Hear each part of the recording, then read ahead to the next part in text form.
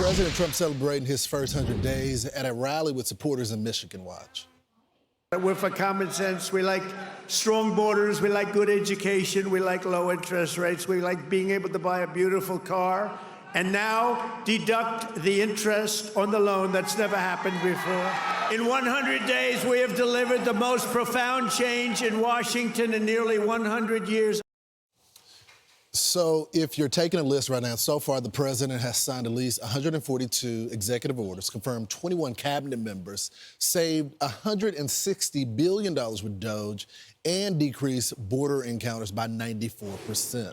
Marc Thiessen is a Fox News contributor, former speechwriter for George W. Bush. Marc, thanks so much for joining the program this morning. Good to be with you. I guess you could say the border numbers are his best numbers so far. Yeah. Oh, 100%. He's got an A+ on the border. I mean, remember that Joe Biden said, I can't secure the border unless Congress passes a bipartisan border bill. Well, Congress didn't pass the border bill, and Trump shut it down, not in 100 days, in a few weeks. Completely shut down the border. It's an unmitigated success.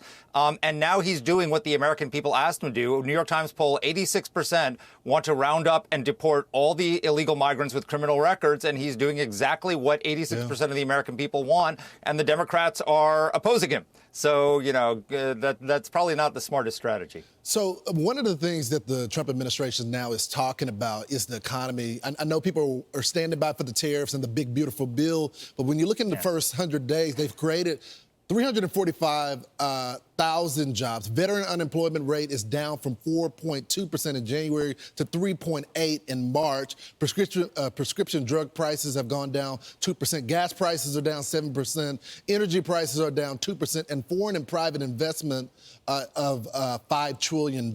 Is that something they need to talk about more? Absolutely. Look, the gas prices, he said, in some places is less than $2. Everyone's paying less at the gas pump. Everyone's paying less at the grocery store. Now, people are bracing for the effects of the tariffs, and his poll numbers on the economy are not good. But that's because he's got a lot of things in play right now. I mean, you look at the tariff situation. When he was president in 2018, he went to the European Union and the G7 and said, how about this 0-for-0 tariff deal? And they were like, there was crickets. Nobody was interested. All of a sudden now they're coming to him and saying, hey, how about a 0-for-0 tariff deal? The only reason is because he started the trade war. He started the tariff war. And so this is going to play out over the next next few months. If in the next few months he gets 75 trade deals and passes a comprehensive tax reform bill that spurs economic growth, his numbers on the economy are going to skyrocket. So this is a work in progress, and he's in the early stages of it. So the president, I think part of the reason the numbers are down in some respects is the negative coverage that's been coming from the media. I mean, he gives them all a shot, even the ones that don't like him, and they still only give him negative coverage.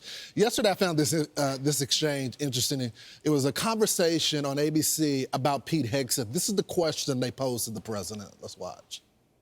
You have 100% confidence in I don't Pete have Hegseth? 100% confidence in anything.